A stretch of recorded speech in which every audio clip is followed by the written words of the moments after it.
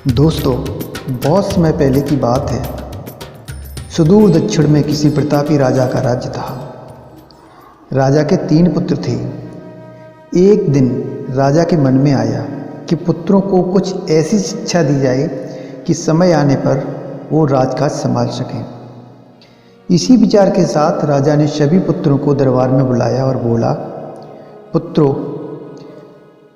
हमारे राज्य में नाशपाती का कोई वृक्ष नहीं है। मैं चाहता हूँ तुम सब 4-4 महीने के अंतराल पर इस वृक्ष की तलाश में जाओ और पता लगाओ कि वो कैसा होता है। राजा की आज्ञा पाकर तीनों पुत्र बारी बारी से गए और वापस लौट आए। सभी पुत्रों के लौट आने पर राजा ने पुनः सभी को दरबार में बुलाया और उस पेड़ के बारे में बताने को कहा। पहला पुत्र बोला, पिताजी, वह पेड़ तो बिल्कुल टेढ़ा मेढ़ा और सूखा हुआ था। दूसरा पुत्र बोला, नहीं नहीं, वो तो बिल्कुल हरा भरा था, लेकिन शायद उसमें कुछ कमी थी क्योंकि उस पर एक भी फल नहीं लगा था।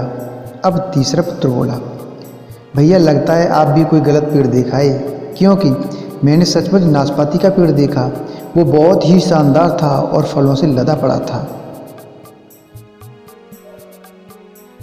अब तीनों पुत्र अपनी अपनी बात को लेकर आपस में बात करने लगे कि तभी राजा अपने सिंहासन से उठे और बोले, पुत्रों, तुम्हें आपस में बहस करने की कोई आवश्यकता नहीं है। दरअसल तुम तीनों ही वृक्ष का सही वर्णन कर रहे हो। मैंने जानबूझकर तुम्हें अलग अलग मौसम में वृक्ष खोजने भेजा था और तुमने जो देखा वो उस मौसम के अनुसार था। मैं चाहता हूं कि इस अनुभव के आधार पर तुम 3 बातों को हमेशा के लिए याद रखें। नंबर 1, किसी चीज़ के बारे में सही और पूर्ण जानकारी चाहिए तो तुम्हें उसे लंबे समय तक देखना और परखना चाहिए, फिर चाहे वो कोई विषय हो, वस्तु हो या फिर कोई व्यक्ति ही क्यों ना हो। दूसरी बात, हर मौसम एक सा नहीं होता।